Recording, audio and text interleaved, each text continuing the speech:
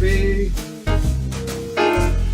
Come to my live stream, don't say maybe. It never ends till you go crazy.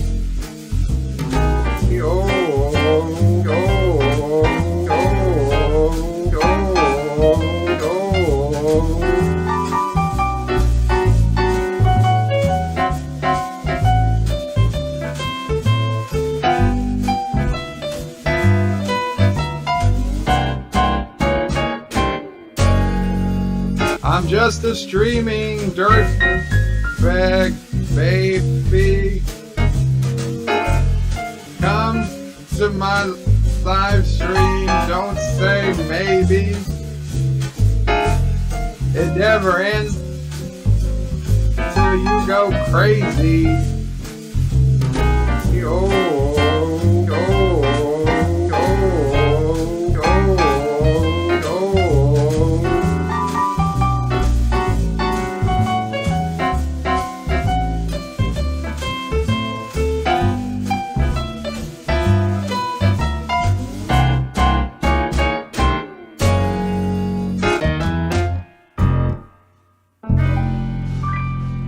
Thank you, Uncle Raymond. Thank you, Wesley. And thank you, everybody who came.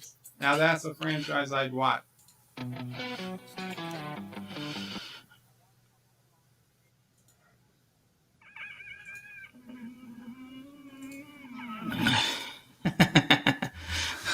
Hello, world.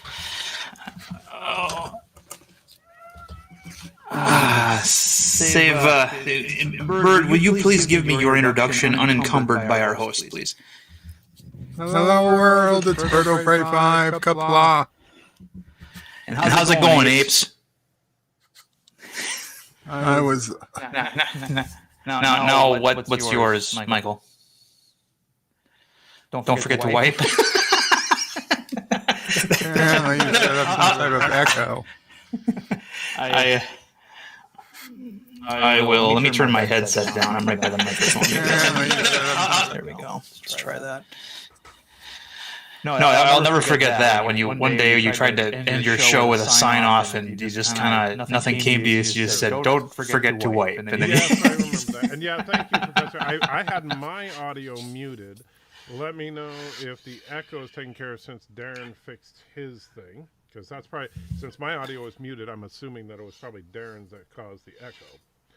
Yeah, my headset was on too loud. How it sounds. Valor says, "How are you?" I'm doing okay. Back is hurting like a mofo. That's why I didn't stream yesterday, but I'm doing a little better today. Yeah, not right. Johnson's here. Commodore Ty's here. Alexander's here. Professor Brainy Specs, you are not last. Alexander Brooks loves birds singing. Well, who doesn't? Dragon Sword says, "Hey, it's been a while since I got one of these. Actually missed Bird of Prey 5 smooth, dulcet tones in your pre-start." Yes. Let's see. Darren has an echo, says Alexander. So, does he still have an echo? And I know. Oh yeah. Let's find out. I am the very model of a modern major general of information, vegetable, animal, and mineral, which was a song I actually didn't mind until apparently Secret Hideout decided to use it for something. Did I echo? Well, according to Professor Brainy Specs, yes.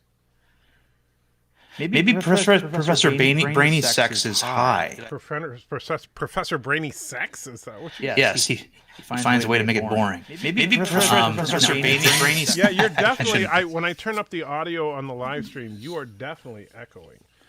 Is it like a godlike reverb? Because that is rather appropriate. All right, let me try. I'm a very modern major general. Bird gets on vegetable and receptacle. You took it. How about his bird echoing? Screw you guys. Here, I'm going to mute myself so that Bird can test. You took it. Let me see. Because it might be. Let me see if my... I'm as constant as the northern star. Let me see. That's my microphone. Desktop audio. How can your setups change so much? so little time. It's like it works one night. I'm echoing as well. I think I got it. So it's anti-tracker. I did. Yeah, I think I found it. So it should have stopped as of right now, which is too bad because Bird, you need to give us your rendition of Modern Major General again. I'm the very model of a modern Major General. I am vegetable and physical and receptacle. Mythical. Antithetical. Okay, so Alrighty. Bird is a receptacle. That you heard it here.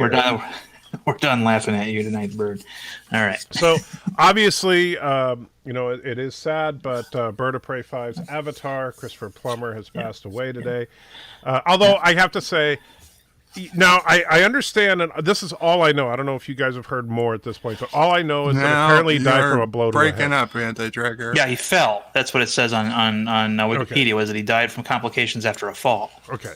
Which happens. So while that's sad, at the same time, he's 91 years old. And so not tragic, but it is sad. A blow to the head, that sounds like he died in battle. Yeah, like a Klingon. Yeah, except that he tripped and fell, Yeah, or that pastor from the movie Dragnet. He was that guy, too. And he probably tripped and fell because his enemies set up a trap for him. Well, I think it was just because he was in Kuroga, and, Well, all the big stars want to come to Kuroga. Well, no, the Kurogans mistook him for you because you always use that avatar, and so they were trying to kill him. And so, that just... Now, don't worry, his soul is safe in Flatopia. In Flatopia? No. Oh, God.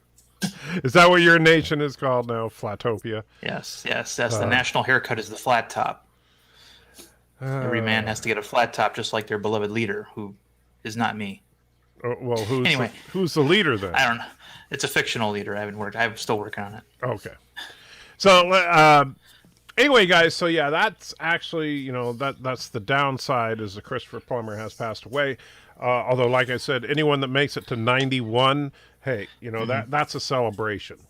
Yep. So that it's sad but not tragic. And then now I know that I haven't seen what your reaction was, Bird. So what did you think of episode 5 of WandaVision? I was literally just finishing it as you sent the link. And? I don't understand how they could have... Are we doing spoilers or... Yeah, I mean, honestly, if you don't want to know anything about WandaVision episode 5, you should probably tune out because I'm not going to not talk about it.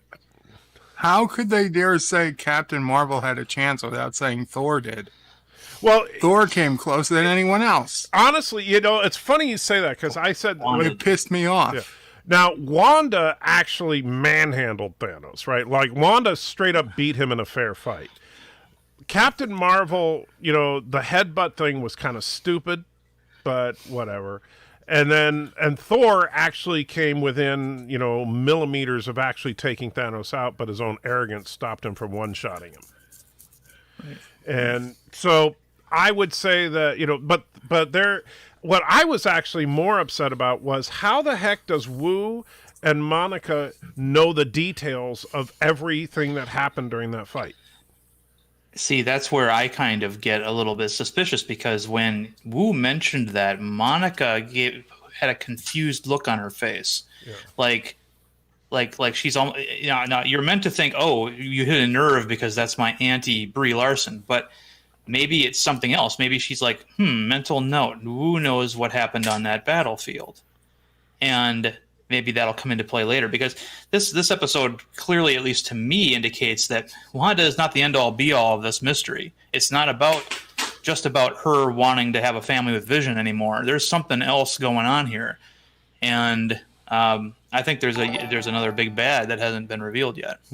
Life with Matthew we still don't know the deal with Agnes. We still don't know the deal with why, what exactly Vision's status is. Yeah. She apparently can't control him or her boys, and then there's that surprise guest star at the end, that isn't so much of a surprise anymore thanks to the internet. But And by the way, Life with Matthew _he_him.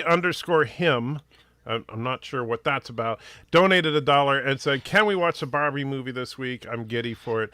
Well, Matthew, we're going to watch the Barbie movie in a couple more weeks. We got to get through the last couple of Sharknado films first. I know you really want to see it, but not yet. So I don't know. As far as what's behind, now I did like the fact that they kind of called it out that Pietro was recast. I think that's an interesting way to put it. Yeah. Now, I know that, and we talked about this a little bit on Skype today, but I don't think that it's like, oh, that's Quicksilver from the X-Men universe. I don't think that's who it is. Right. I think that he's just a local townsperson, and because everybody in that world except for her and Vision are just locals that she's basically mind controlled. Right. And so he's probably just a local that she may have subconsciously turned into her brother. And he just happens to look just like, the character. Or someone else has. Yeah. Because he certainly didn't act like either version of Quicksilver. I don't know. You don't look that far off from the X-Men version. I mean, the X-Men version, he was kind of a snarky little brat. Mm-hmm. Okay. You said you didn't watch the X-Men movies. So I watched the scenes that you sent me. Yeah. I didn't. Now, granted, he's older now than he was in those movies, so right. He comes off like the plucky, slightly sleazy uncle that shows up every once in a while, like kind of like how Tom Hanks used to show up every once in a while in Family Ties, or right. Yeah. And Commodore Ty says Agent Wu could have heard it from Scott Lang. Possibly, but I would still have a little bit of a problem with that because. Why is Scott Lang going to sit there and draw a diagram of how every blow of the fight went? Yeah, because, especially since that was pure chaos going on at the moment. There's probably not a single person alive that witnessed the Thanos Captain Marvel fight and the Thanos Scarlet Witch fight. I'm sorry. Can we acknowledge that we have the Thomas Potts up here? We do have the Thomas Potts here. How you doing, Thomas? Oh, I'm here? Oh. Yes, you're here. You've been here for a few minutes. You just didn't realize. He pulled a Life with Matthew on you. Yeah, whenever I was seeing, spoilers and stuff, people on Twitter were talking about that they heard rumors that there was going to be a Luke Skywalker cameo coming in the episode. I'm like, this is you're comparing this guy to him? I don't think that's it. Because I know that there's been a lot of talk about some surprise cameo. And first of all, I think that the way they ended that episode, because it's not like this is the end of the season. So the way they ended that episode, it's like, okay, we know the next episode is going to feature him pretty heavily. Yeah. Right? So it's not a cameo. Yeah. Yeah. Or it's just an extended cameo. Right.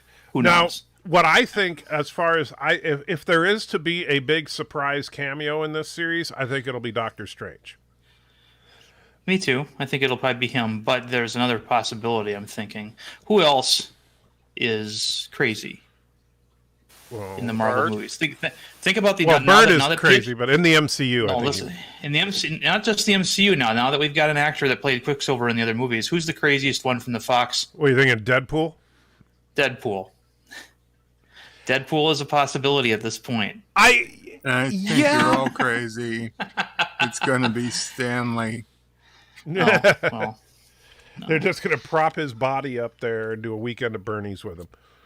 Oh, yuck. I almost thought it was that when I saw the back of his head, I thought, is that old Captain America? That's what I thought, too. And Professor Brainy Specs wants Thomas to replace me.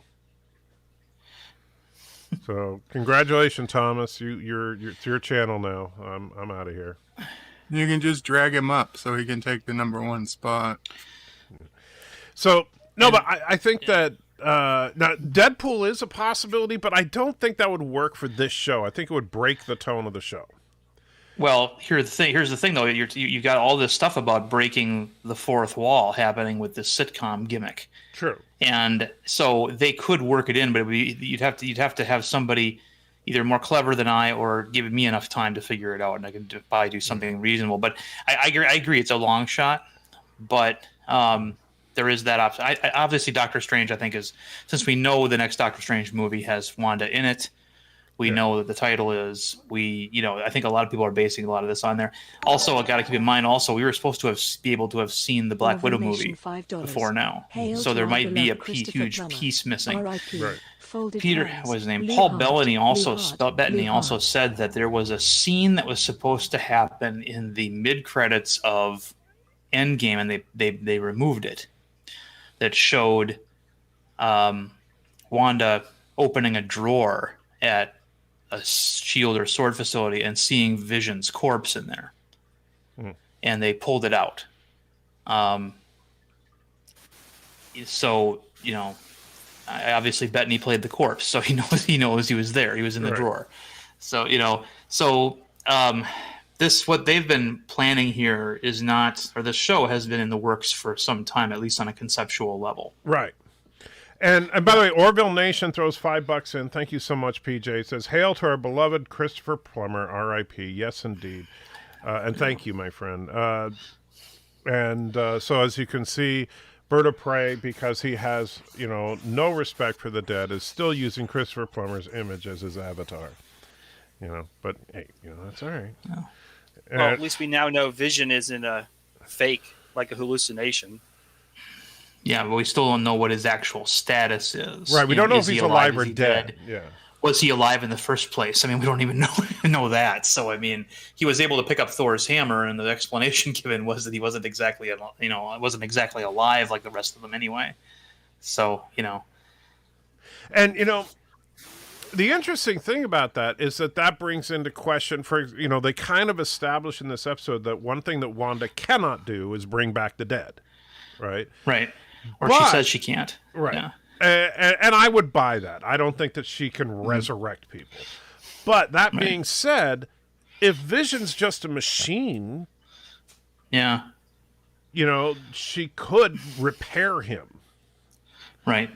And like I said, in Infinity War, they said that if you remove the stone, there's still a lot of Vision left over. Right. And he could probably, and I mean, they had the thing almost severed. He was still functional. You know. Well, I think the stones are coming back.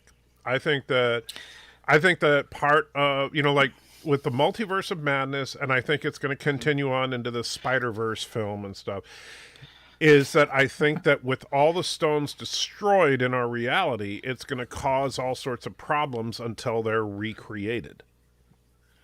Well, that could be. Hydra was implied in the commercials. The second or third commercial was for Hydra Soak. One of the plot lines in the comics was that Hydra was always trying to create a cosmic cube. And of course, in the movies, the cosmic cube was sort of rebranded the Tesseract, and then eventually became the housing for the Space Stone. So there could be a situation here where Hydra is trying to recreate one of the stones. The Mind Stone would be the most obvious one, right? But there's a lot of ways they could take this now. But the one thing I know for sure now, or I think for sure that. It's not just about Wanda going crazy and kidnapping a town. There's something else going on here as well. Right. Yeah. What was the significance of the commercial in this episode? Lagos was the city that where when they were fighting Crossbones in Civil War, she was trying to get the bomb away from people, and she actually brought it closer to a building. And I can't remember if she destroyed the building. Which they actually showed that clip in the episode. Yeah. Right.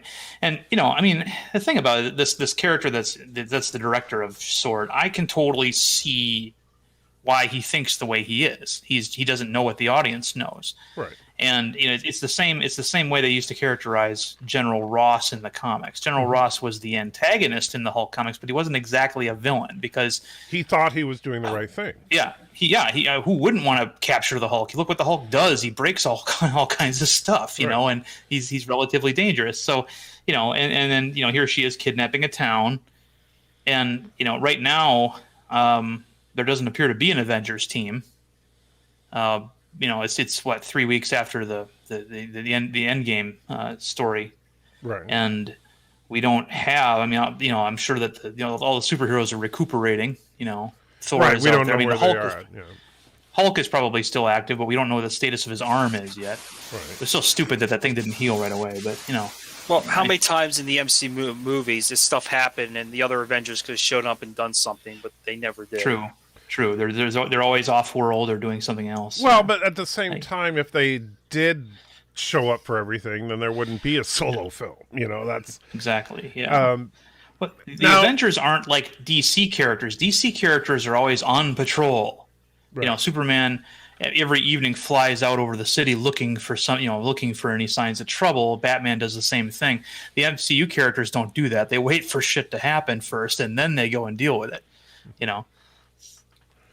Well, go ahead. I think that obviously, like Spider-Man is one of the few characters that purposefully goes on patrol, right? Mm-hmm.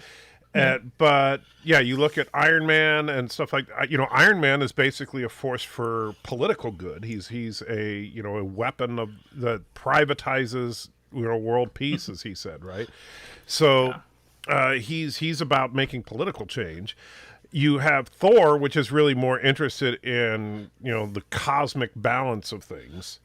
So and Doctor Strange is only interested if there's a mystical threat. So I think that these guys have very specific realms that they deal with. Mm-hmm. And they're specialists. Right. And so unless something massive is happening, why would they, just because Hulk is dealing with the Abomination in New York, it doesn't mean by the time the rest of the Avengers got word of it and showed up, the fight would be over. Well, there was no Avengers when he fought the true, but you know what I'm saying. If that happened now. Right. Yeah. We know that we know that Tim Roth, is that his name? Tim Roth. We know Abomination is still out there. We also know that Tim Roth has been cast in the She-Hulk pilot. Right. So we don't know what his status is. We don't know if he's just doing the voice or if he's doing whatever. But yeah. By the way, did you see the trailer for What If? I did not. Yes. That's out now, huh? Yes, it's a CG animated format, but it looks pretty good, and they do show Marvel Zombies. So Marvel Zombies, I know that's something that Daniel's Hot Topics was saying he really wanted to see Marvel Zombies. Well, it's going to be in the What If show.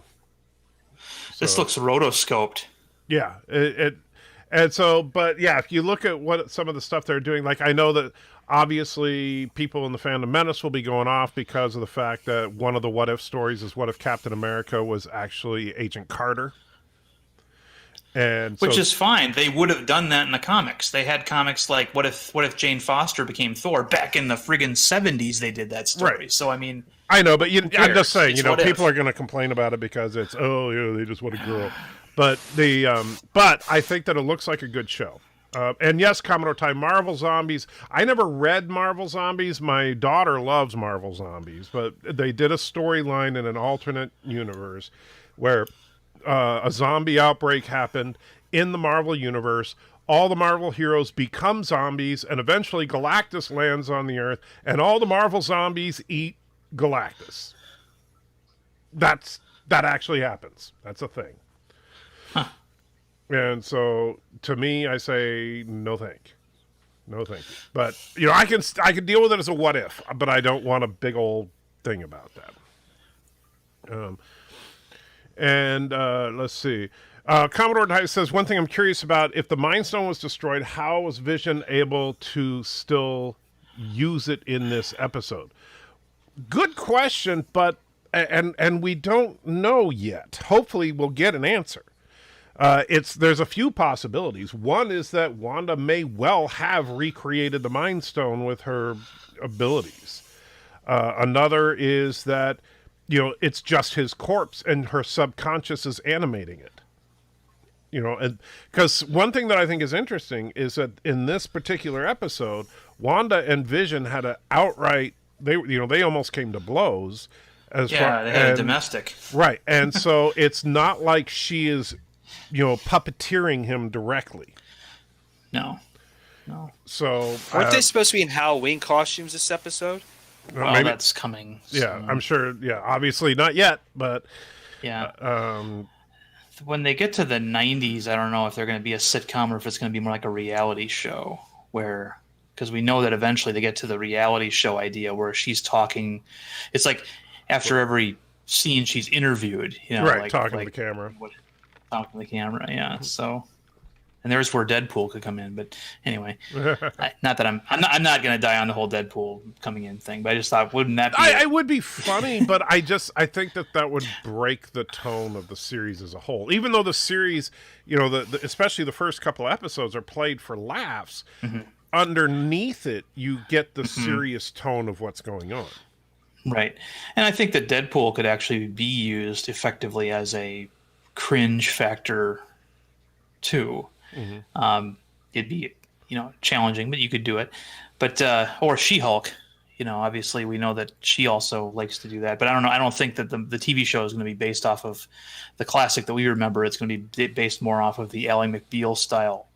Dan Slott I version. haven't read any of that. Yeah. So, which was good if you didn't mind issue after issue of her not hitting anything. Well, it kind of defeats the purpose of her being the She-Hulk then. Kinda, yeah. I mean, she lifted things, but that was about it. Yeah. And Valor says, I thought Vision could pick up the hammer because of the stone in his head. It's funny because I think that it's one of two things. Either Vision is he's a sentient being and he's worthy, or it's because he's just a machine, just like when Captain America and Iron Man were talking about, hey, if you put the hammer in an elevator and the elevator goes up, the hammer's lifted, not a person. Yeah. Right? So I could see either one of those as an explanation. And Mr. Captain says, Marvel zombies or Kurrogan orphans? Well, Kurrogan orphans, aren't really zombies. They're just meals for bird of prey. I looked at that trailer just now. It looks like they have a what if T'Challa was abducted by the Ravagers instead of Star-Lord. Yeah, that looked interesting. Yeah. And so, I'm really looking forward to the what if. So we'll see what they do. And Valor says, in the Marvel zombies, one of them ate the Watcher. Wow. That doesn't even make sense. So the Watcher's going to sit there on the moon and go, hey, look, there's a zombie. I'll let him bite me. Why not? What's the worst that could happen? What's sad though is that the Marvel Zombies universe, that particular multiverse version, is actually now closer to the comic book MCU that we remember as a kids than any other version, even though they're all zombies, because it literally is that version of their universe, just with everybody turned into zombies and rotting away. It's sad. So, I'm really interested to see where it's going. I like the fact that they're not, Wanda is straight up a villain at this point. At this point, yeah. Yeah. We had that badass moment where she came out to confront Sword and made all the little green laser pointers aim at at the director douchebag, yeah. And honestly, I think that I that's why I think, if anything, I think Doctor Strange is going to be the cameo, because he's probably the only person that Sword could think of that could contain her. Yeah. Not probably Captain Marvel. I mean, they did mention she could probably beat Thanos. Yeah, but she doesn't live on Earth. Though. Unless they have Nick Fury's magic pager, they have no way of reaching her. Well, it's only 3 weeks after Endgame, so who knows if she's still around or not. Right. Yeah. I mean, in Endgame, they mentioned that, people asking, where the hell have you been all this time? And she goes, there's a lot of worlds out there that are all dealing with the same problem you are, the snap. And so imagine the chaos then when that 50% comes back on, right, on Zandalar or whatever that planet was, Xandar, and all these other planets that she's having to deal with. So big crisis. But then wasn't that devastating before the snap? Well, we're talking about when they were re-snapped, when they were snapped back. That causes a lot of chaos too. Yeah, like the scene in the hospital. Yeah, exactly. That was 50% of their patients that they had on that day are back now, and they don't have enough room. They're getting overrun. And 50% of the staff. Yeah, but exactly. What is it? Infinity War. Thor mentioned that Thanos obliterated Xandar, but that was before he got all the stones. Right. Well, But I back? just needed a planet. Those people wouldn't have come back because they didn't get anybody who got killed by Thanos that way wasn't going to come back. But anybody who was snapped out would. Yeah. So there's all the people living in nowhere, for example, all the people living, in other places that we've seen. Right. Well, and they've pretty well established at this point that Marvel is a huge cosmic universe.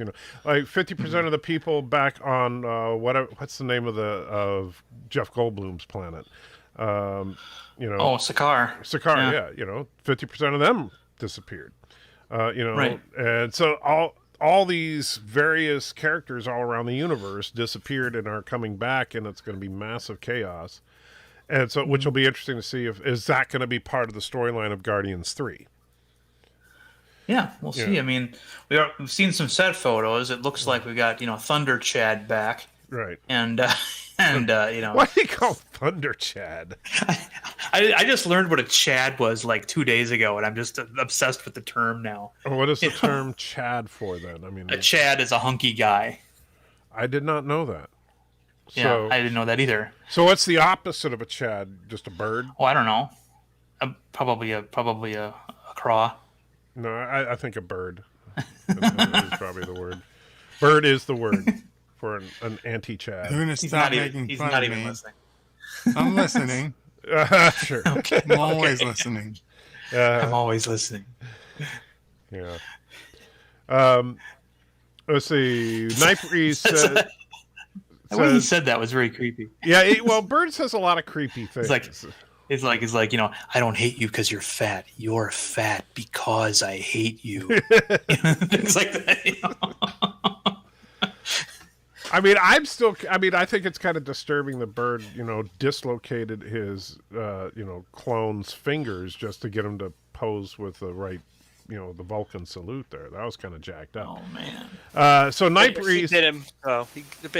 His nephew got back by biting him. That's true.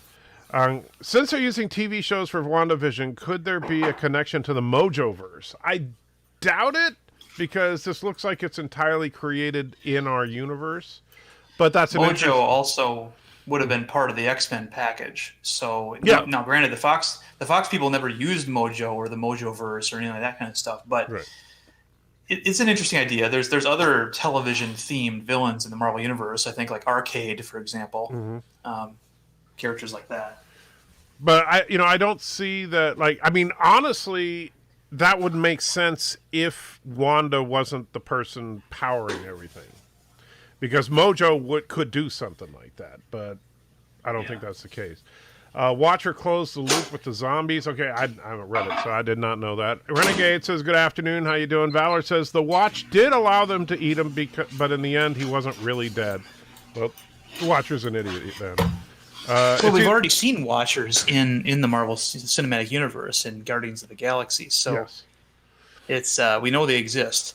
And we know Stan Lee works for him. Yeah. And then I was a mailman. Yeah. And I don't know if did you ever see the outtakes of that scene? I did not. Well, they recorded a bunch of different things with him telling the story to the Watchers, and one of them he was and this would have been beautiful, but they couldn't do it because it was before the paperwork had been signed between them and Fox, and so he was making a reference to when he was at the strip club in Deadpool. So, which I thought would have been hilarious. Well, see, I thought the mailman gag was because he played Willie Lumpkin, the Fantastic Four's mailman, but then I remembered, he's also the mailman in Civil War. Tony Stank. So yeah. yes, that's Tony Stank. Thank you for that. Let's see. It's either Doctor Strange or Captain Marvel, because they're the only ones that have much experience with the Infinity Stones as Wanda. I could see I could see it being Doctor Strange because of the fact that Wanda's going to be in Doctor Strange 2. That's already been announced. They also said, before COVID hit and messed everything up with the scheduling, that WandaVision was going to be a direct lead-in to Doctor Strange 2, because the plan was to release WandaVision and then Doctor Strange 2 would be released in theaters right as the series ended. so that and which would make sense if Doctor Strange makes an appearance. There was another scene, or another theory that I heard that actually I thought for a minute had a really good possibility. Doctor Strange, of course, he specializes in extra-dimensional threats like the Dread Dormammu in the first movie, right? Right. Well, there's another character that operates very similar to this, and that's Nightmare, the demon Nightmare. So it could be an interesting twist on that character, but again, it's a long shot. It's all long shots at this point. Part of me doesn't want to speculate because I don't want to be disappointed, but Well, but the nice thing about it is that unlike a lot of other shows, this show is so far at least is following a logical progression, right? There's nothing like whatever they do, I think it's going to ultimately make sense. And so I'm not worried about that because even though it hasn't gone exactly how everything I thought would go, I haven't been disappointed by the show at all so far. And honestly, I think that, despite what some people say, I think that, the people at Marvel know how to do continuity very well. Well, if this was Discovery, they probably would have gone on 4 different ways by now. Yes, if this was Discovery, it would be such a convoluted mess by now. It would be crazy. And I'm sorry, Discovery should be looking at how they're portraying a black female lead in this, because I know that Wanda and Vision are the main characters, but Monica Rambeau is... She's a good character. And she's easily the third fiddle, if not going to be the main character before this is all over with. Right. Or a main character, and they should take some notes because... I'm sorry, I said this in Skype. I think Monica Rambeau could kick Michael Burnham's ass. She's already doing it narratively. As long as they're not on Star Trek. Right, yeah. Obviously. Because, if they're on Star Trek, then, Michael Burnham could do no wrong. Why didn't she like the mentioning of Captain Marvel? Well, see, I'm of two minds on that. Either it struck an emotional nerve because she remembers the last time she saw her, which is the last time we saw Monica before the show, which was in Captain Marvel, which I still have not seen. Or and she was just a little girl. Right. Or she's making a mental note that Wu knows more than he should about these characters' abilities. Right. And again, this might be the conspiracy. My conspiracy sense is tingling on this one, and it might just be a false alarm. But there was that. Yeah. Well, and I think that I do think that this show is going to be the origin of Monica Rambeau's powers, because I think, unfortunately, I don't think we're going to get Monica Rambeau as Captain Marvel as much as I would love to. I think we are going to get her as Photon. And mainly because they've already showed her mom's portrait twice in the series, and her mom's Air Force call sign was Photon. And in this last episode, she actually says the word Photon. Which is interesting because she was a test pilot, her mom was. Yes. Not a combat pilot. And test pilots don't get those names. Sure they do, because it's in Marvel. In Marvel Universe they do, but I guess you're right. Yeah. But no, I don't have a problem with bringing her in as Photon. I in fact would prefer. The power set is the same. I would just like to see her take on the Captain Marvel mantle, because she's a far superior Captain Marvel. Andy Jagger. Yes. Just sorry to break in. No. Commodore Ty. Damn you, bird. is only 4 away from 100. 4 away from 100 Just subs? 4. Yes. Well, all right, people. If you're not sub to Commodore Ty, let's get him up to. Yeah, he's at 96. We got to fix that. Yeah. I got him halfway there in my stream. Yeah. Commodore Ty is a fighter. Stream he's a TIE fighter. And get him over the. So come on, 4 people out there. Go subscribe to Commodore Ty. Commodore Ty put the link. He already put the link to his channel in the chat. So click on that right now. And these reviews he's doing on this latest show, Resident Alien or whatever, this is a funny show. This is good stuff. I have not seen that show. You should. And so, come on. Okay, he's at 97. We only need 3 more. We can do that. We're going to stop the show right now until we get him to 100 subs. Really? All right. 98. We only got 2 to go. We'll get there. Shazam is Captain Marvel. No, Shazam is Shazam. No. Well, and we are Shazam at should be 100. Captain Marvel. You're there, Commodore Ty. Bam. Just like that. See, when I hear the name Captain Marvel, I still automatically think of Shazam first, and then the Marvel characters second, because that's just the first one I was exposed to. Speaking of Shazam, should I still be waiting for the other cut of Justice League to come out before I see Justice League? Yes, I've stopped in the you absolutely DC should universe. But I will tell you this: you can watch Shazam before you watch Justice League because they're not right. There's no crossover. Okay. Right. So, well, there kind of is at the very end, but it's a cheap one. Right. There's no crossover that matters. Put it that way. Yes. And exactly. and then in the beginning, by the way. Yeah. Right. But the other one is Aquaman, and honestly, I think you could probably watch. I saw Aquaman already. Yeah, Aquaman. There's not really any crossover there either, and in fact, I think Aquaman should have been released first, because that way you could know the character before you saw Justice League. But yeah, you do not want to watch that train wreck version of Justice League that they released in theaters. No. It is so horrifically bad. Not until after the Snyder Cut comes out. Then, assuming the Snyder Cut's good, then you watch the other one for a laugh. And I'll tell you, it's like the only. Yeah, go ahead. I'm sorry. I say it's so bad that it would qualify for being on a Thursday night movie night with me and Life with Matthew.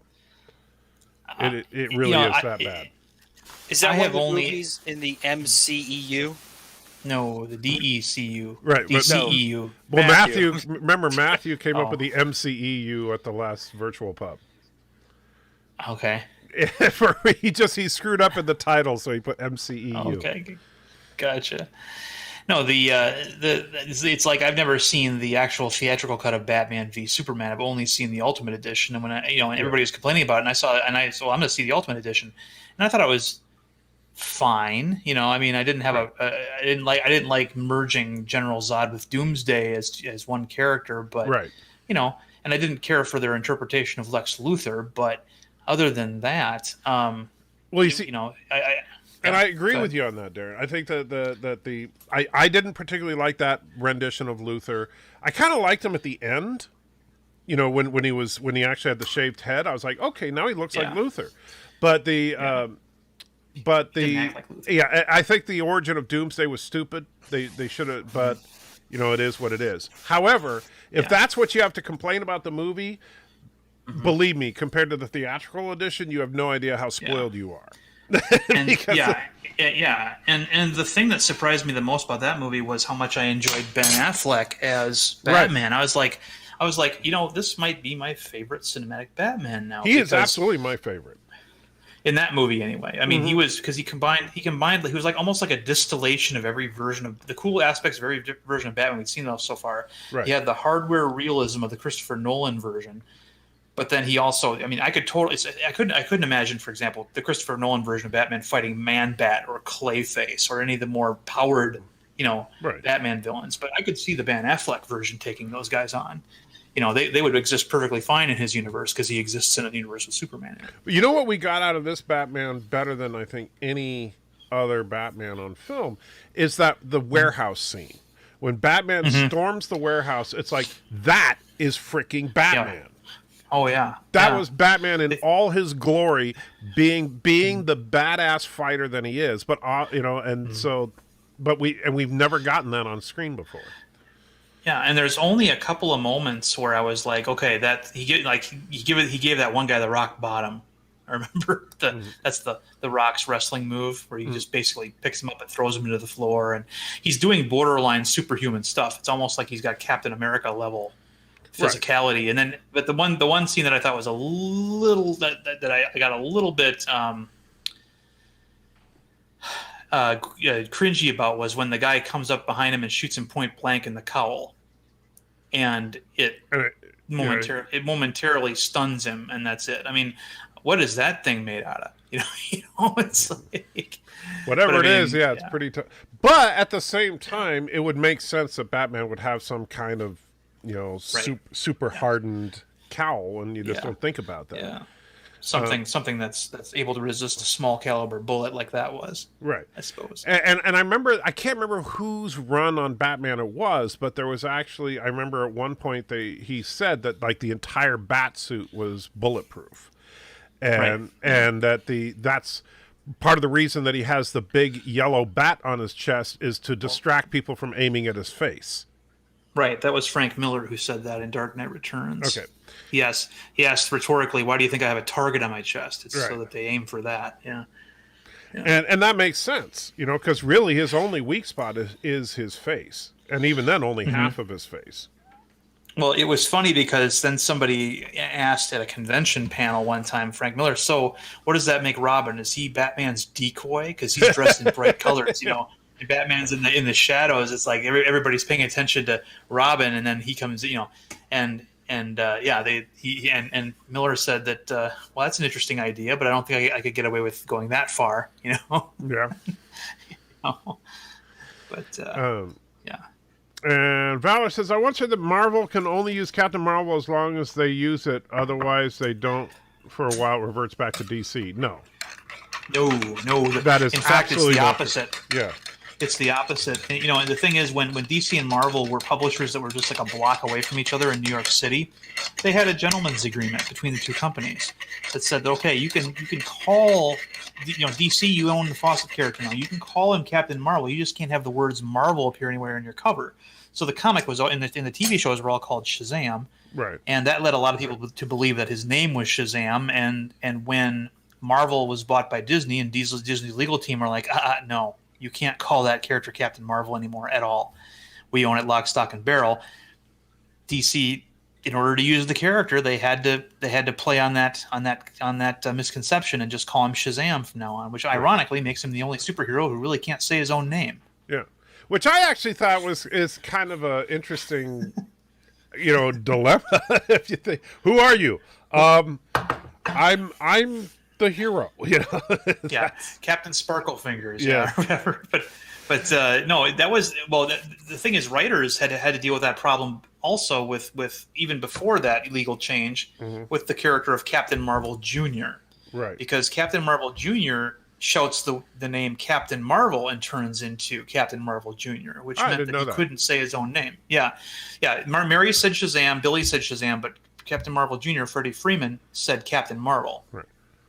And I know that they've changed all their names now, like that's Kid Shazam and stuff like that. But they've got this whole multicolored Legion right now that was kind of shown in the movie where and I didn't like that idea. I thought that having the three of them was fine, but any more of them like that was kind of dumb. But honestly, I did like though that scene when they're all holding the staff and he's like, "Say my name," and they all yell together, "Billy!" No, the other name. I do want to see, because I will tell you, I know your wife laughed at it and said, "What the fuck?" And she didn't say "What the fuck," but she said, "What the heck?"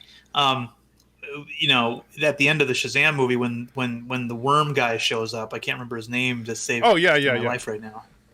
I recognized him, but I couldn't remember his name. Yeah, Mr. I don't remember, but yeah, he's like Gorilla Grodd, except he's a worm, not a gorilla. Right. Yeah. Renegade wants to know. He wants Darren to answer. Why do you think there's been 5 or 6 Robins? Well, Robin's a controversial subject amongst Batman writers and Batman fans, and the reason why is there's people who because Batman's been around for so long that there's several different iterations of them that are quite distinctive. There's the original guy who walked around with a gun and shot people. There was the guy who teamed up with his ward Robin and had fun adventures where he had a big smile on his face all the time. And then there was the 1970s return to form where he became a brooding sort of character under Neil Adams, and then that was I love the Neil Adams books. Yeah. And then, Frank Miller took it even a step further with Dark Knight in Year One. And in the 80s, there was a poll, basically a poll that DC took. You called 1-800 number or 900 number, hello there, and Robin was going to die at the end of the story. And if you called a different one, he would live. And the deaths outweighed the lives, and the next issue, Robin died. Yep. But the thing was, it wasn't the original Robin. Everybody, I think, thought it was Dick Grayson. The original Robin was allowed to grow up and become a new character called Nightwing. Which I don't know. I'm mixed on that whole thing. I think that, right. I do think that it kind of is creepy that Bruce Wayne keeps getting young boys to go out with him and fight crime. Well, they're apprentices. I mean, that's what they are. Yeah, but they're all really young. So, I mean, he was really young when he went and ran away from home and started learning things. He wasn't a teenager. In the comics, he was. Well, he had several father figures all over the world that taught him different things. And, again, you're falling into the Frederick Wortham seduction of the innocent argument that Batman must be a homosexual predator because of No, I'm not saying he's a homosexual predator. I'm just simply saying that it's child endangerment. That I mean, and I know that was actually part of the storyline with what was the third Robin? Was that Tim Drake? Tim Drake. Yeah. Well, it was also in Dark Knight Returns when he recruited Karen Kelly. Right. But Kelly, where he was saying, "Look, Robin. I'm not doing this again," and he shouldn't have. Yeah. He should have stuck with that. Because you're literally taking a child out there to face off with the deadliest people in the city. Yeah, Tim Drake was an interesting compromise on that because after the Jason Todd thing, Batman went back to being solo for at least a few years, and then they introduced Tim Drake, who has his new ward, but Tim Drake was not allowed to go out. He was allowed to study at the Batcave and learn from Batman, but he was not allowed to go out in the field with Batman. He wasn't allowed to put on a Robin suit or anything. And then at one point, of course, Batman gets kidnapped, subdued. He needs to be rescued, and Tim Drake puts on what I think was the coolest version of the Robin suit because it had leggings. It didn't have those little Speedo shorts. Right. And it still had short sleeves, but it was okay. And they actually kind of made they kind of badassified the Robin suit, and he would only and then they changed it to where you can operate as a part-time vigilante, but not with me. You go out there by yourself and do things.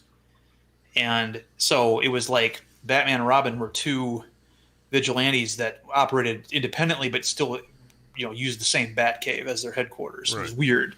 And by the way, Alex says that the worm was Mr. Mind, and Chief Cook says it was Dr. Brain. Let me see. I think Mr. Mind sounds accurate. I'm looking at the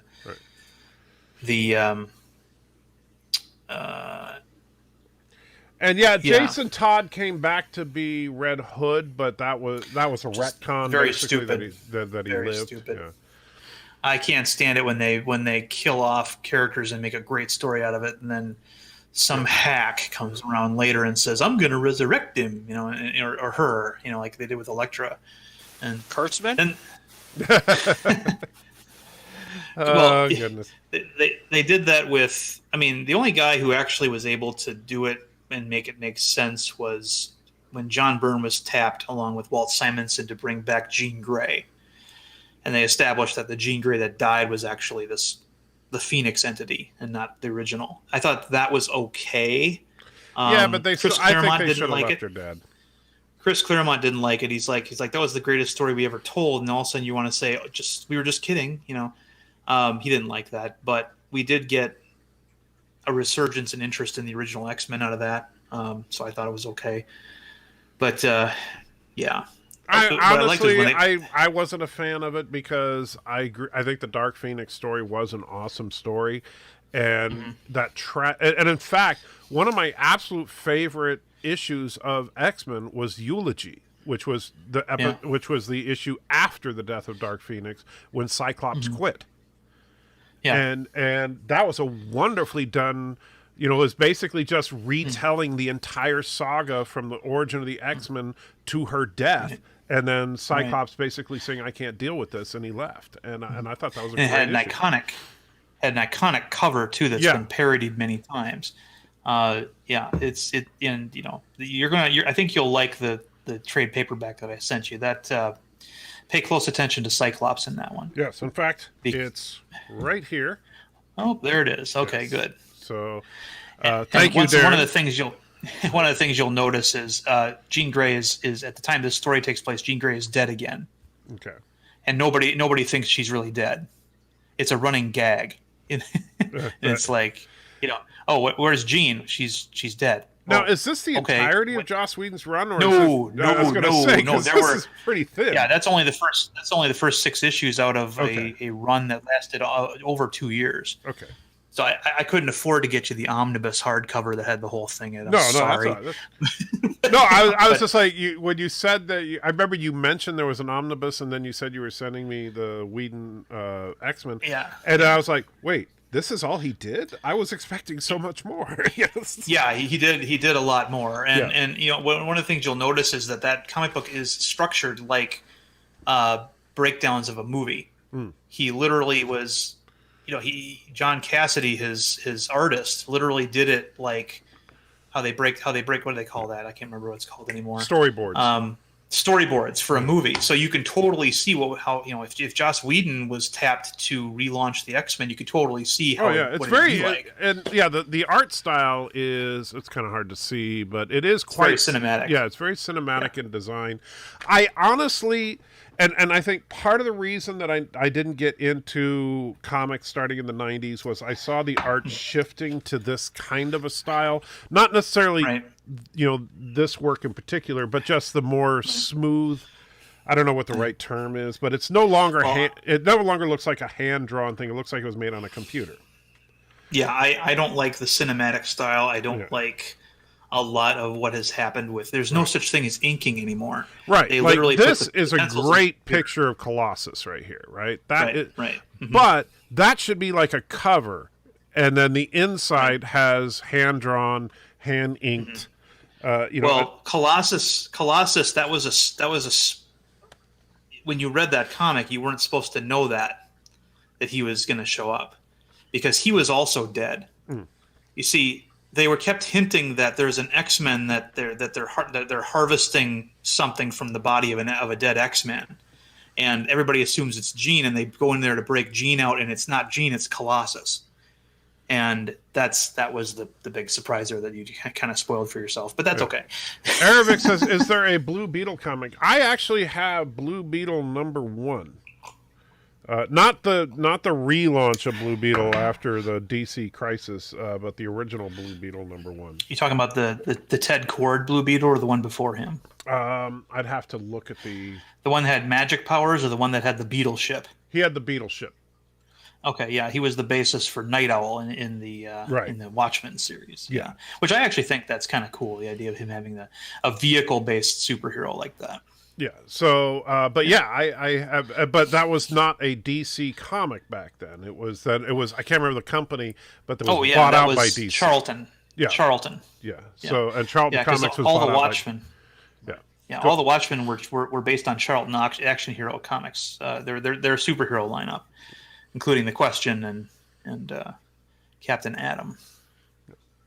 But yeah, and so in fact, the reason that I got that comic book, and it's just kind of funny, that I at the time I didn't have any comics that were older than me.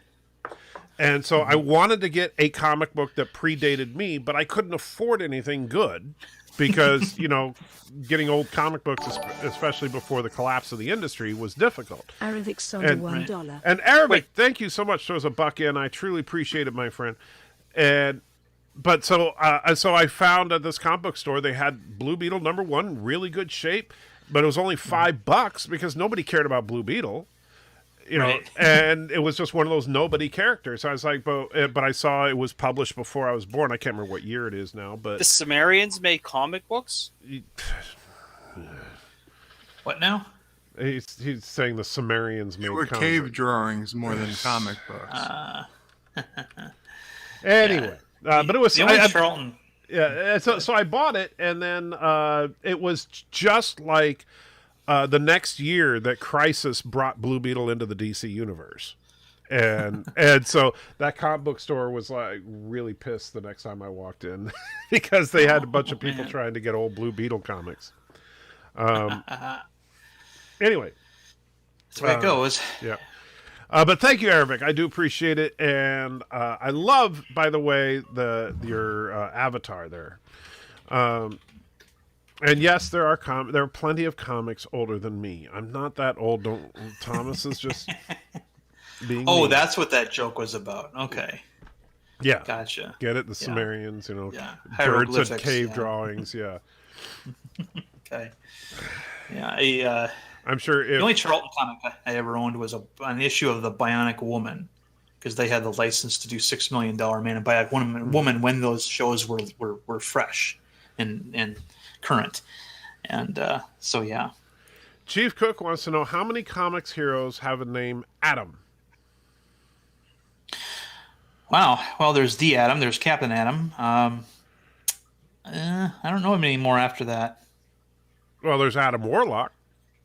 Well, that's Adam, not Atom. Yeah. Alex wants to know, did Batman Forever do anything right? Well, it ended. Batman Forever. That was Val Kilmer was a good actor in Batman Forever. I thought Batman Forever was. Oh, you're right. That's the Val Kilmer one. Returns. Yeah. So I'll. Well, I was thinking about Batman and Robin was the god awful one with George Clooney and Arnold. Well, but okay, go ahead. I'm sorry. Well, I'd say I liked Val Kilmer's take on Bruce Wayne. I actually thought he was good as Batman. The problem is that it was a subpar movie, Right. And it was the same problem that Ben Affleck has with Justice League. It's that you have a good actor playing the part in a crappy movie. I think what they did right was casting Val Kilmer. I think that Nicole Kidman was actually my favorite love interest of Batman in that particular series of films as well. I didn't care for Kim Basinger or Michelle Pfeiffer. Was Adam Ant in the comics before he was a cartoon character, though? I don't know. But that's an animal superhero, which I kind of tend to exclude. But no, I think that I also like that song by Seal that was on the soundtrack of Batman Forever. Kiss on a Rose or something, or I can't remember what it was. It was the one that begins with him going ba ba ba ba ba ba ba ba. Yeah, I know the song. Well, yeah, and honestly, I didn't care for like the Prince music from the first one. So. I wanted the Danny Elfman soundtrack, and that didn't come out for like another 2 years or so after the movie came out. But no, another thing I did like in Forever was Chris O'Donnell, and he was introduced as Robin in that film. And honestly, that's a better take on Robin than a little kid. Mm-hmm. Right. Yeah. He was already pretty much a man at that point, and Bruce Wayne was going to put him in college and everything, and just get him into college and get it, so he could earn a living, And it also shows that the circus performers aren't exactly. They're one step above carnies in terms of their lifestyle and everything. So that was interesting. And his outfit, his Robin outfit in that movie was a direct interpretation of Tim Drake's outfit from the comics. And that's actually far better than Burt Ward's Robin outfit, which was a direct interpretation of the original. And so, it was a literal trapeze act costume is what it was, and But I liked it a lot. Actually, I thought the costume was good for Robin. I thought that, Chris O'Donnell, I could take or leave, but I think they got the right age there. But I do think Val Kilmer was a good Batman. The problem I have, the real problem I have with that movie was the two villains were trying to be Jack Nicholson's Joker, and neither Riddler or Two-Face are supposed to act that way. Right. But they were both doing it. They were both trying to out crazy guy Jack Nicholson, and you're not going to do that. Yeah. Jack Nicholson is crazy just by walking into a room. Right, exactly. Because the Riddler, I much prefer the Riddler interpretation from the animated series where he's this, I think Tony Daniels was the voice of him or something, Tony Daniel. He was very much an intellectual, and his problem is that he's actually smarter than Batman. If he didn't give Batman clues, Batman would never be able to get to foil his crimes, but he has a pathological need to give Batman a hint. Yeah.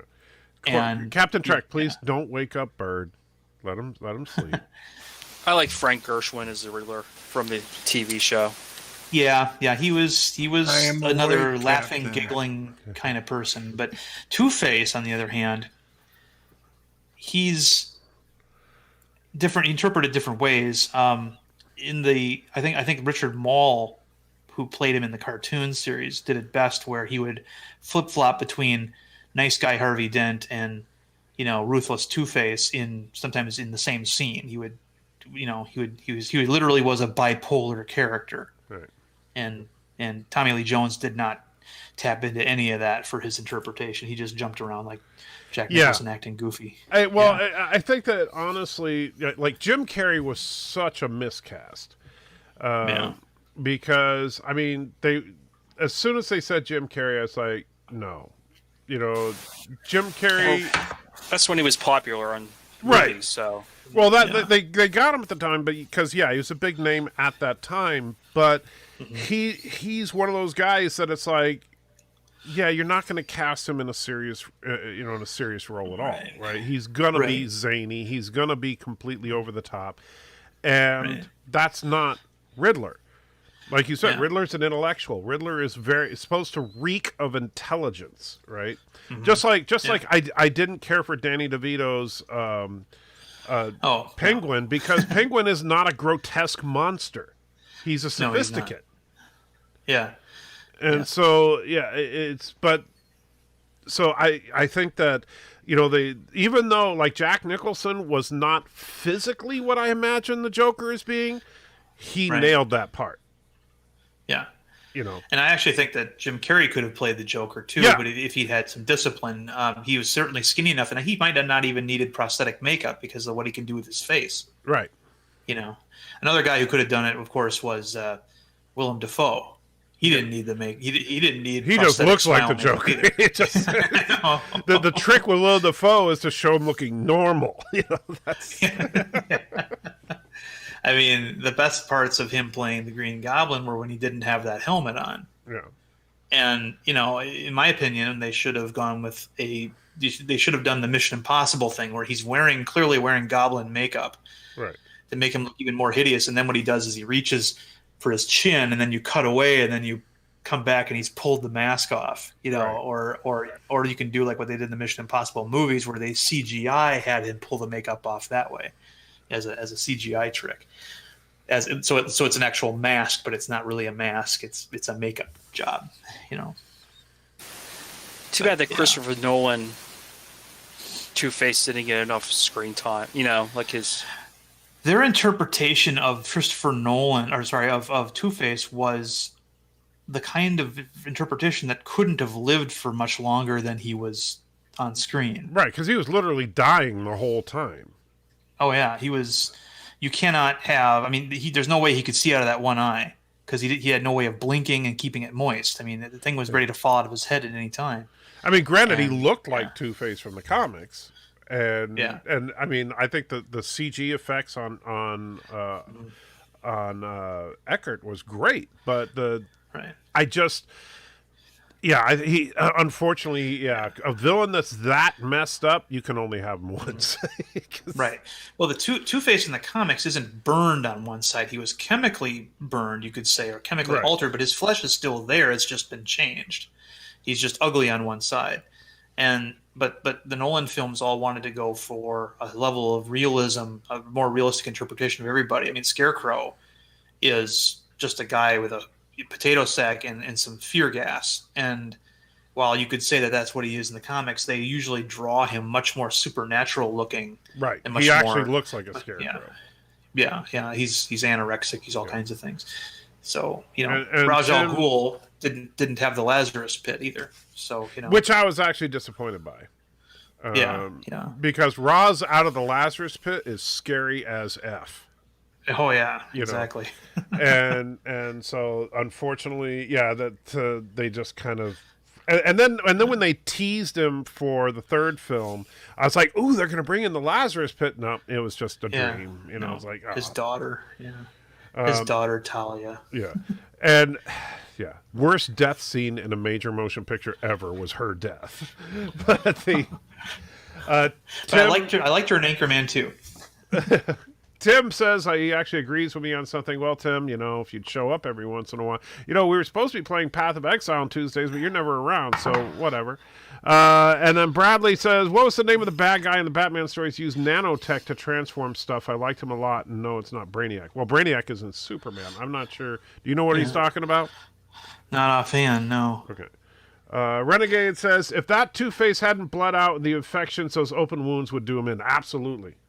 Absolutely, yeah. He was only operating for about 24 hours.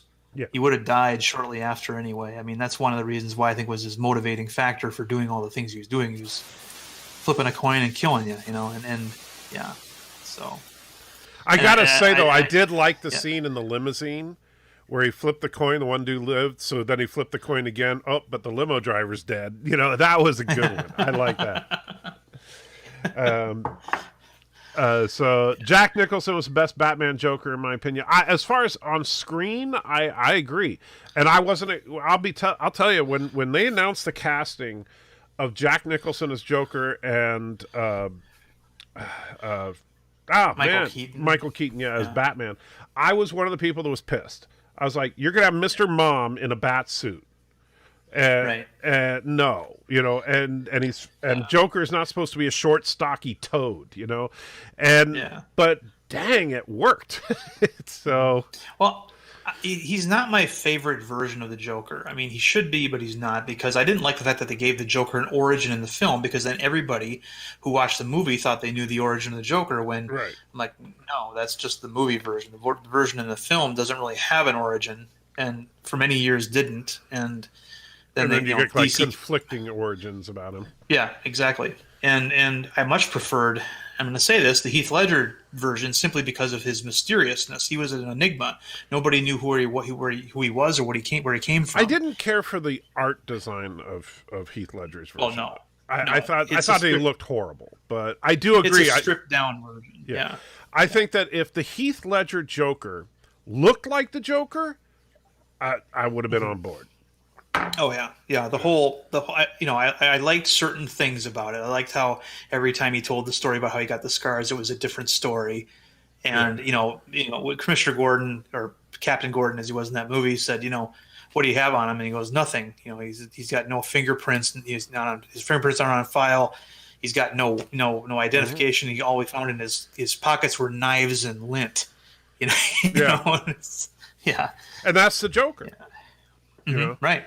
So nobody knows who he is. Right, and that's exactly what. And now I will say this: if you're going to do a Joker origin, do it like you did in the Joker film.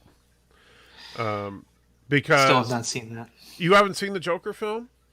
No, I really don't care to. I really don't want to. It's just I don't. I honestly, it's been hyped up so much now that I don't really think it can. I didn't think I was going to like it. I don't know if you saw me before I saw it, but I was. I did. I saw all your reactions. I was like, it looks like it's a well-made movie, but it's not the Joker, because Joker's not a Scorsese kind of character. And then you watch the movie, and you realize he's not the Joker until the last 15 minutes of the film. And then he's totally the Joker, and it's like, and I was blown away by it. And so I wish that Joker could fight Ben Affleck, but we're never going to see it, which is too bad. Well, they could figure out a way. Yeah. But, when do you ever say Tuesday? Well, you told me you were off on Tuesdays, and so I said okay, but then I did a couple of live streams on Tuesdays, and you never showed up. So I was like, okay, guess he was lying. There's another game you could play on Tuesday with someone. Yeah, but that game requires too much time. I love that game, but the problem is that I work too much. Keith's Joker was meh. I don't know, Val. I think Keith. I think you mean Heath, not Keith. Yeah, Heath Ledger. Keith. but I think his performance was great. I just think that the makeup was horrible. Heath Ledger's Joker was designed for the world that Christopher Nolan had crafted, which was designed to be a much more realistic world. Right. So scars wouldn't give you a permanent grin. It would just be scars. Right. It'd just be scars. Yeah. He didn't get dumped into a vat of chemicals and all that happy horse noise. He was just this mysterious person with scars on his face and obviously intelligent, but not normal. And Brian says, "Hey, is the risk communicator in Star Trek: The Motion Picture more practical than the latest comm badges? A risk communicator doesn't need a blouse or tunic like a comm badge." Well, it depends on who you are. Like with Captain Kirk, obviously, a comm badge would be a horrible idea because he's always getting his shirt ripped, right? And so he's going to lose that comm badge. So for him, the risk communicator makes sense. But I mean, I would think that the comm badge makes sense because if you're on duty, you're going to have it with you at all times. Like unlike in the original series, the communicator was something you only had with you when you were leaving the ship. Right. And even on TNG, that in one episode I know of, they had subcutaneous communicators. Right. Yeah, Riker in the back room. Huh? It was Who Watches the Watchers, where Troy and Riker. It was the anti-religion episode. And just the messages in the private chat are popping up on the screen. Thank you. On YouTube. I didn't even see it. And there's Matthew screaming in the background. Yeah. I kind of like him like that. So he put some reaction to your video. I think what it was. Here you posted a video today, one of your little phone videos about Balance of Terror. Yes. And he put something, a comment in it. It said, where is it? Proof that STD and Enterprise take place in alternate realities or universes. And my reply was, children and animals hate you, Life with Matthew. I mean, to lump Enterprise in with STD is not. I understand, but you will not ingratiate yourself upon me if you do that. Let's just put it that way. But now, did you watch the video? Because I know you hate the format, but it's only 57 seconds. Give me a moment. I'll watch it. Okay. So I enjoy your little videos. Well, thank you, Tom. And I get it. I know that and when I put that one video where I said, "What the F is your problem?" as far as people I do get a lot of hate over people thinking that I'm seriously just hating Star Trek. The whole idea is that, look, yes, it's cheese, but it's fun, and so let's have a little bit of fun with the cheese. And assuming, if people keep watching them, I'm going to go all the way through, not only from the original series, the animated series, TNG, Deep Space Nine. I'm going to do the entire run of Trek. So 700 and something straight days? Yeah. Because the nice thing is that what I'm working on right now is that in all of my spare time, when I'm not working or sleeping, I'm cranking out these videos. So right now I have every video already scheduled for release through Valentine's Day, right? Oh man, you plagiarized me in that video. Where did I plagiarize you? What's her face? The Space Queen, whose fiance gets killed one week, and then the next. Oh week yeah. Well, you're the one that pointed that out to me, but yes. Yes, I know. I'm not seriously. And by the way, wait till tomorrow when Shore Leave comes out. Oh, good. Which, by the way, I await that dinky little video with bated breath. But here's a funny thing about that. So if you've seen, anybody's seen the video, you already know. But Angela, who is that character, so she was going to marry Tomlinson in Balance of Terror. Then Tomlinson dies, and so Kirk gives a speech to her at the end. And then the next week, she's hot and heavy with with Rodriguez, right? And so, but then two people die in that episode: McCoy and Angela. Angela's shot by the airplane. McCoy is stabbed by a knight, and McCoy comes back. Angela doesn't. Angela dies in that one, huh? She does not come back at the end when they resurrect McCoy. And I was I was looking for it because I wanted to make sure I didn't miss it. And no, at the end, she is nowhere to be seen. And so they just screw it. Well, my favorite part of that episode, first of all, is that park, because I've seen that park in other things, and and I remember that was one of the visceral childhood memories of, because I was shocked when the knight has the lance and he is charging towards McCoy, and then you see like McCoy's face and woman screaming, and your mind's eye pictures what happened. Right. But the thing that gets me about that episode is every once in a while in the background you can see cars drive by on the road. I never noticed that. Oh yeah. Now you're going to ruin it for me because I'm going to see it the next time I watch that episode. Did the character ever appear later? Angela? No, I don't think so. No, I think those are the only 2 episodes she's in. Yeah, but I don't think maybe she needed extra work. That's why she was still down. Because McCoy says they got a factory down there that manufactures all the things that come up here, and there's a complex. Maybe she got lost. Who knows? But it is just, it's kind of funny though that they just didn't bother to bring her. They figured nobody would notice. So maybe she stayed there like that guy with Baylock. Yeah. Oh yes.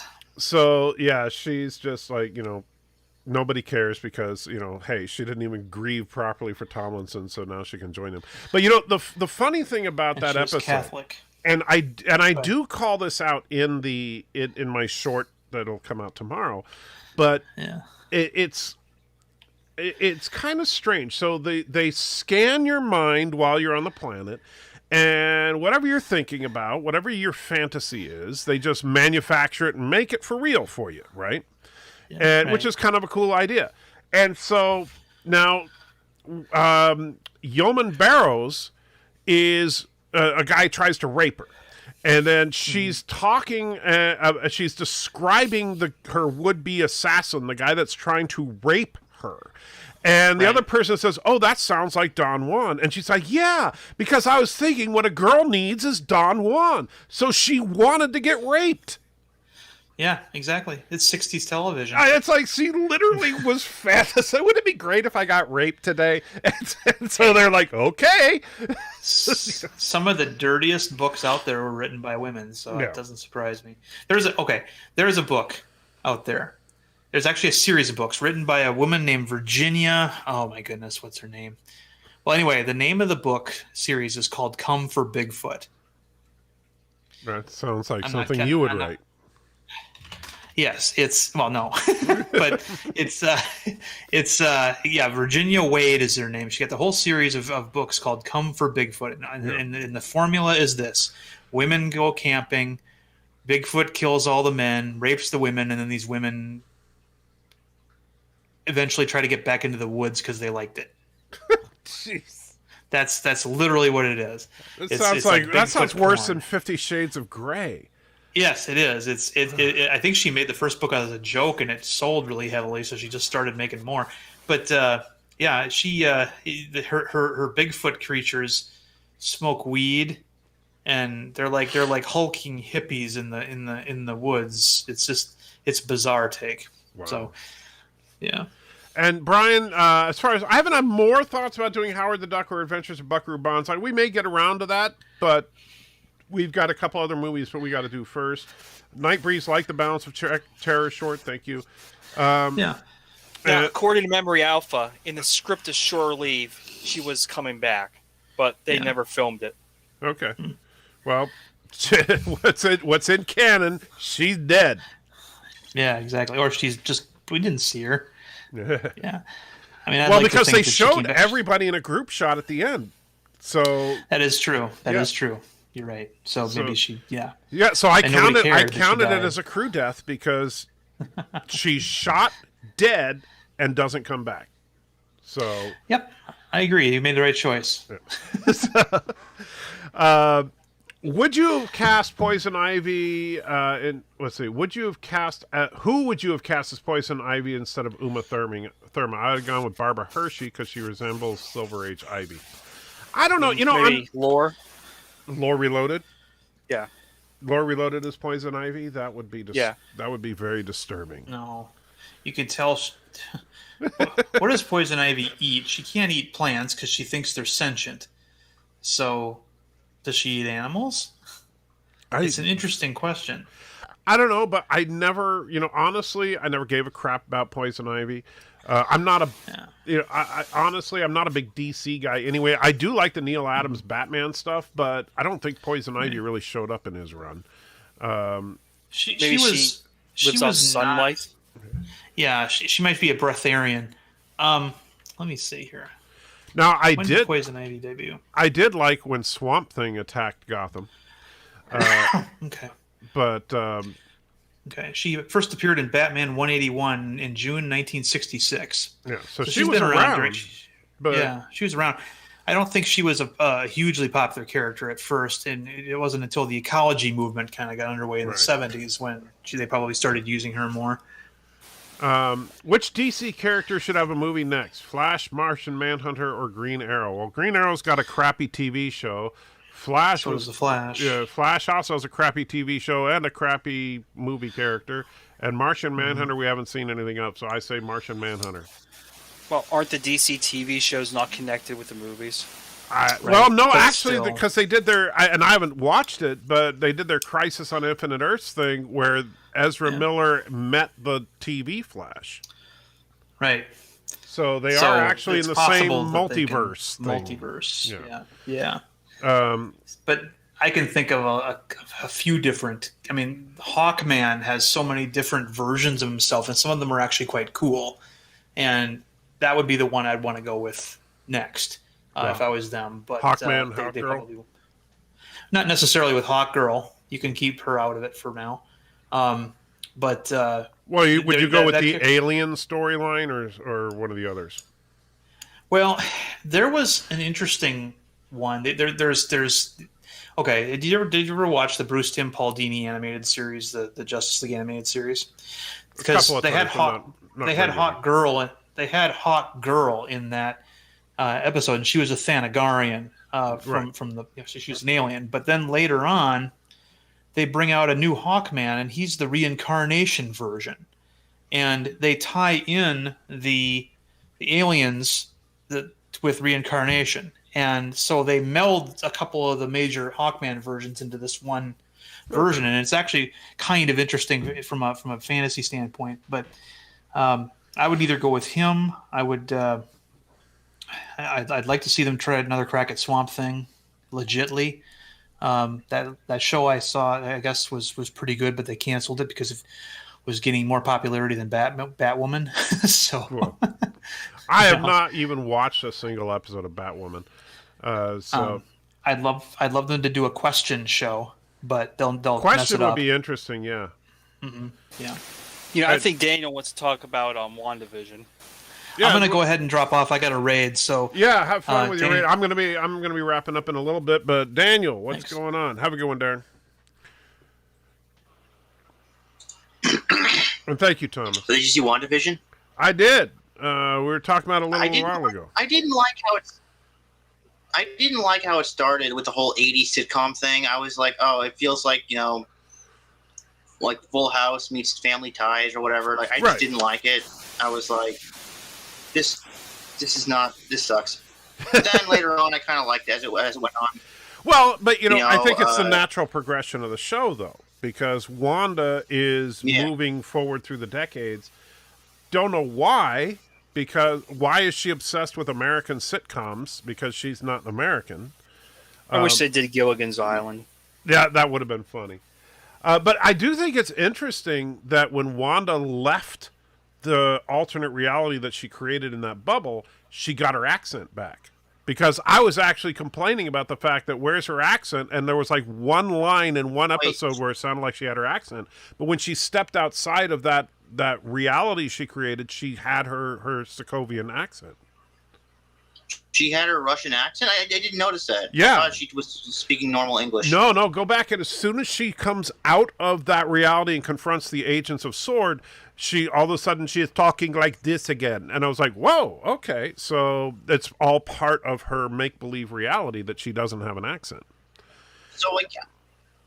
So yeah, I was like surprised. I was like, so she knows what's going on. She created this from the beginning. It's not like she thinks she's in the real world. She knows what's going on because she created it. Right. That was a shock. when she's walked out of the bubble, and she said a little bit in this, like she was starting to say, like, it in the beginning she didn't create it or she wasn't aware of it, but then later she got to know it. Yeah, what so was happening. They're definitely hinting that especially because there's more to it, right? Since she stole Vision's body before this, I know that Darren thinks that someone is like behind the scenes doing this to her, but I don't, because that was a premeditated act. She purposely got Vision's body and then went to this town and set up her reality to bring Vision back, because she is snapped, I think. I think. Do you think their kids are biologically their kids, or are they just kids from the town? Neither. I think that they are. I think it's going to be similar to what they did in the comics, where the kids are simply a manifestation of her own power. And so when she, like, in the comics, and Darren's talked about this like last week, where in the comics she realized at one point that whenever she's not thinking about the kids, they don't exist. They only exist when she's focused on them, and that's because they are actually a manifestation of her own power. So if they do something like that, that would kind of, because if she's snapping, if her brain is just like completely broken at this point, that would kind of make sense, because she's living out a fantasy. You see, Go ahead, Daniel. See, I was thinking about that. I was thinking, when this whole, let's say, if Doctor Strange is in here and he rips apart this whole universe, or reality, whatever, since things right, her kids are going to disappear, right? Mm-hmm. And that's what's going to make her snap. Well, I don't think it's going to work out that way, because they came from her. She gave birth to them. They're genetic. They're real. Not necessarily. We don't know. Because, I mean, the kids obviously, because look at how the kids altered themselves in this episode, right? They went from they went from infants to 5-year-olds to 10-year-olds, like, in less than a half an hour, right? Mm-hmm. So, and so now, would an infant know how to do that? No. But if she's subconsciously directing them and she doesn't realize it, that would kind of make sense. Just like with her brother coming back, I think her brother was one of the townspeople, because obviously that's not her brother, because that's her, her brother doesn't look like that. And let's see. Now, do you think he is who? Do you think he is Quicksilver from the X-Men universe, or do you think he's someone from that town? I highly doubt it. Now, it's possible. Anything is possible, but I kind of doubt it. Only because that would just be... they could write it in that she's somehow pulled Peter from another universe because of the fact that, her Peter's dead, and they did kind of establish she can't bring people back from the dead. But she might be able to bring someone from another universe. And so I could see something like that. And that would be, I know Darren and I were disagreeing on this, but I would be totally on board with that, because I love Evans's portrayal of Quicksilver far better than, I can't remember the name of the guy that played him in the MCU. I'm going to head out. I have to go do something. All right, Thomas, you have a good night, man. I'm going to be wrapping up in a minute. Take care, Thomas. Bye, Bird. Bye, Daniel. Bye, Thomas. So I'm totally down for if he is in fact a Quicksilver from another universe, but it just seems like kind of weird if that's the case, Mm-hmm. that it just doesn't quite add up.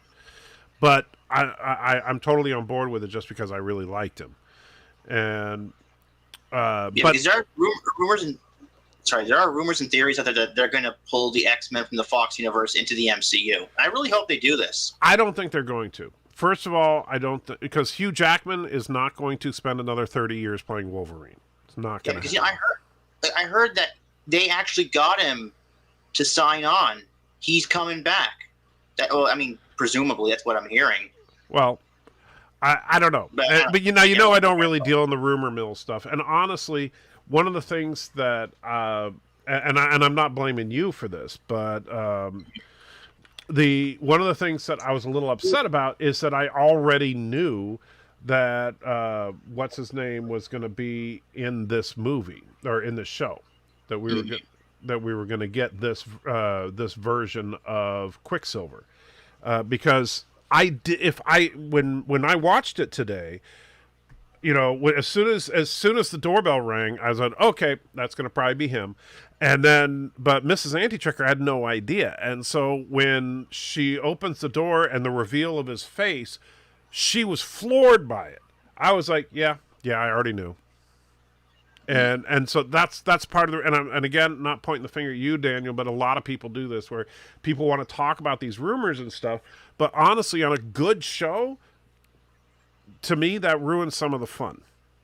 I'd rather just discover it as it's meant to be discovered, and that would have been a great reveal had it not known. You know, it's kind of like, I'll tell you, I had no idea the Luke Skywalker scene was coming, and when it did, that was awesome, right? And if I had known it was coming, it still would have been really cool, but it would have lost something. It looked a little fake, though. Well, I'm not complaining about that. Look. Yeah, not complaining either, but they could have done a better job. They were strapped for time and budget. Well, but, you know, people. Here's the thing, though. Are we going to complain because the visual effects were not flawless? Or are we going to celebrate the fact that someone actually did Luke right? And yeah, that's a good point. Yeah. Were you saying something, Bird? Or is that just noise? Just noise. Yeah, okay. With you talking, noise, pretty much the same thing. Renegade says Eastern Europe went crazy for all American shows after the fall of the USSR, so American sitcoms from the 50s and up would have been part of her childhood. I could kind of see that. It just, I mean, it seems like, and I don't know, I've never lived in Eastern Europe, so I don't know what it's like, but it just seems weird that she's in all these American shows when she's Sokovian. But, yeah. And let's see. Commodore Ty says Darren also made that statement on my WandaVision episode 3 review. I think the same way as it is Quicksilver from another universe, because just before we see him, the alarms are going off, which indicates the breach. Yeah, I didn't think about that. You're right. So yeah, that's. I think that's a definite possibility. I did like the fact that the way they named the Hex with Darcy. I thought that made sense. I also think we're going to see her called Scarlet Witch before the end, and part of that is because the director of S.W.O.R.D. was asking what her nickname was, and everybody's saying she doesn't really have one. So I think that's coming. I think by the end of it, she will be known as Scarlet Witch. The sleep monster has Bird in its grasp. He's fighting it, but it will win soon. Okay, was anybody else upset as to why an FBI agent is getting coffee? Why an FBI agent is getting coffee? For everybody? Yeah. Well, because the FBI is like nothing compared to S.W.O.R.D. I don't know. I mean, you'd think they should have other people doing that. You would think, but, you know, hey. You know, they got to let Wu feel like he's important. Brad says, is DaVinci Resolve used by everyone there? Well, I don't think Daniel uses it. I use it. I don't know what Bird uses to edit his videos. What do you use to edit your videos? Yeah, I use Resolve these days. Yeah. And I moved to OBS for live stream. So XSplit just wasn't playing nice. Yeah, and you know, I actually prefer XSplit's interface, but yeah, it's just for whatever reason, I don't know what's going on with their tech people or what, but it just hasn't been very easy to use. But yeah, DaVinci Resolve, if you're into video editing, can do almost anything the Adobe Suite can do, and it's free. So I actually have the paid version. It does unlock a few extra features, but you know, it is a fully functional editor compositor for free. So I can't recommend it enough. Alex wants to know, are you looking forward to Moon Knight? I am. That's all I'll say because haven't seen anything on it. I'm looking forward to all of the upcoming Marvel shows and Star Wars shows, although that stupid one, the High Republic show, I don't really give a crap about. And Drew's out there says, LOL, I use iMovie, it's free. Well, yeah, but iMovie is crap. Sorry, I'm not. Yeah, I'm sure if it does what you need it to do, great. But DaVinci Resolve is a fully functioning editing suite. iMovie is for amateurs, and so you can get away with doing stuff on it, but you would be blown away if you learn how to use DaVinci properly.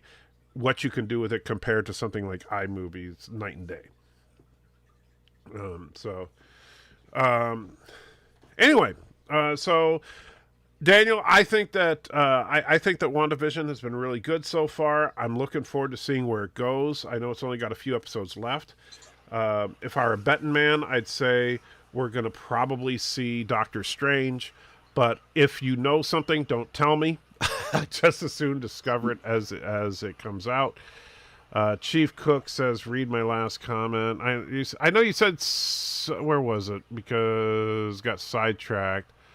Where is it? Let's see. Well, your last comment, Chief Cook, was thanks, Donnie. That was your last comment. But I think what you mean is, do you like the idea of Riker and Troy sitting next Picard, who should he be sitting only like Kirk? Do I like the idea of Riker and Troy sitting next to Picard, who should be sitting there like only like Kirk? I assume you mean like on the bridge, like the fact that Picard was on the the bridge of the Enterprise, right? That the D's got three chairs and. No, I think that's lame, honestly. I could see at best. I actually don't mind the way that Janeway and Chakotay's setup is, having 2 seats there for the captain and first officer. But you don't need the ship's counselor to have her own special seat on the bridge. That wasn't the counselor's seat. That was just the guest seat. Yeah, but it was stupid because she. It's like, we need to. Let's go do therapy. There. Yeah, it was. But it was pointless. Why have the third seat? I don't know. It just didn't make a lot of sense to me. Weekly guest stars and stuff. Yeah, but Beverly was there sometimes. You probably like it, but I didn't. I actually need sometimes, You know what? Guess what? The original on the bridge. The original series did just fine, only having 1 seat in the middle. And Dr. McCoy came on the bridge all the time. Oh, darn, he didn't have his own chair.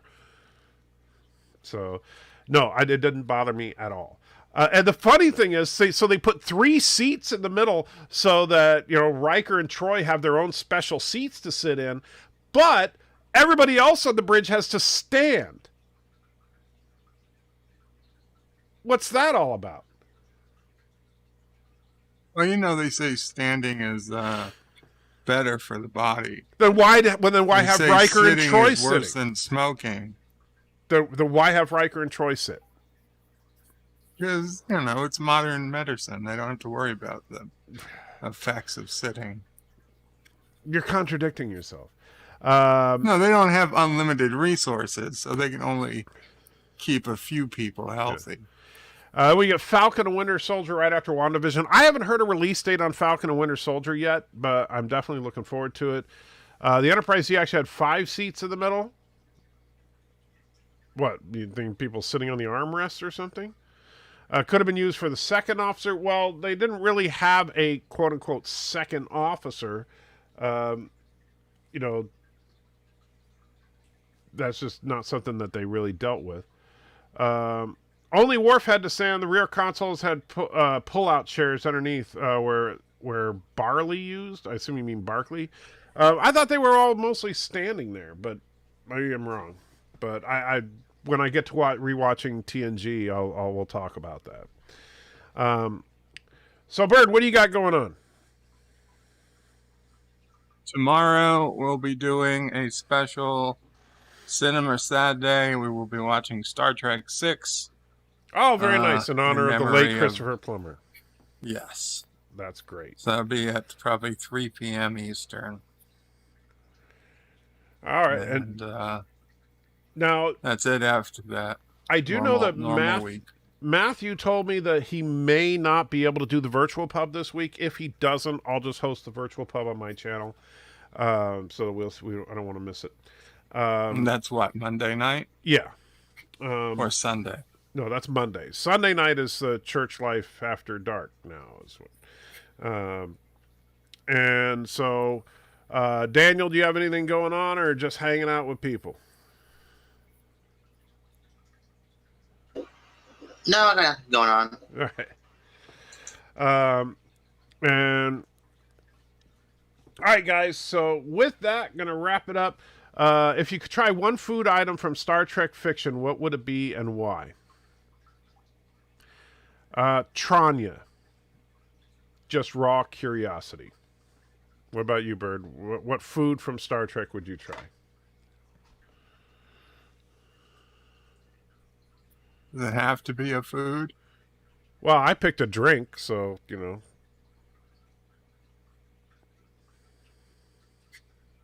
Oh. I don't know. How about what's that? Hummingbird cake?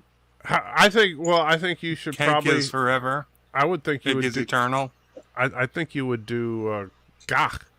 Not gach. I'm going to tell you, not gach. Okay, heart of Targ. Targ. Like eat Klingon food. Oh, no. but you love the Klingons. You want to be a Klingon. So. I love the Klingon culture. I'm not so much a fan of the food. So for Bird, it's going to be gach. What about you, Daniel? If you could have any Star Trek food to sample, what would it be? Bless you. Thank you. That's a hard question. I don't know. You know, I might try those weird cubes they ate on the original series just to wonder what they taste like. Did you know that Tranya, how do you pronounce that? Tranya? Yeah, Tranya. That stuff it was actually grapefruit juice. Yeah, it looks like it, but I would assume that it's supposed to be like an alcoholic drink from the First Federation. So yeah, it was like, but the actor said that it was bad. It was bad. That's why, like, you know, that sour face he made after he drank it, that was actually real because it was like bad grapefruit juice. And Thomas points out that food is a part of culture. That's very true, Thomas. But Bird, when he says he cares about the culture, he's lying. I guess I do Romulan ale. Of course, you Romulan ale is illegal. Not during the war. Yeah, but we're not in the war right now. It might be. No, I'm pretty sure we're not. All right. So, okay. So with that, Birdo Prey 5 is now going to sing Modern Major General for the end credits. So you ready, Bird? I forgot the words. Well, you let me see if I can bring them up. Yeah. So here, let me. All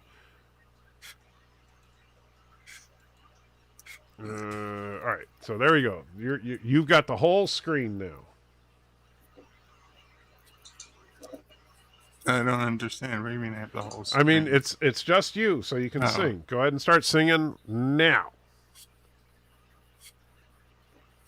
I am the very model of a modern major general. I have information, vegetable, animal, and mineral. I know kings of England, and I quote fights historical. From Macathon to Waterloo and other categorical. Is that a word? I am very well acquainted too. From matters mathematical, I understand equations both simple and quadratic. About binomial theorem and teeming with lots of news. Lot of news, lots of news, aha. Wish me cheerful facts about the square and the hypotenuse. I am very good integral and differential calculus. I know the scientific names of beings and anopolis. In short, in manners, vegetable, animal, and mineral, I am the very model of a modern major general. All right. Thank you. More? Well, no, it's okay. We don't want to go all night. All right. You have a good one, and take care, everybody.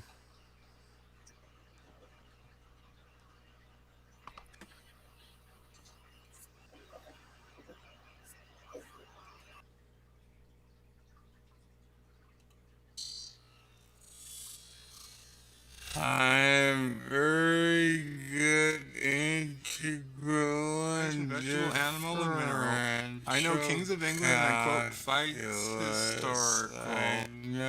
From Marathon to Waterloo and other categorical and is that a word? I am very well acquainted to matters mathematical and equations, both simple and quadratic. About binomial theorem and dealing with lots of lot of news, wish me cheerful facts about the square in thy pot. I am very good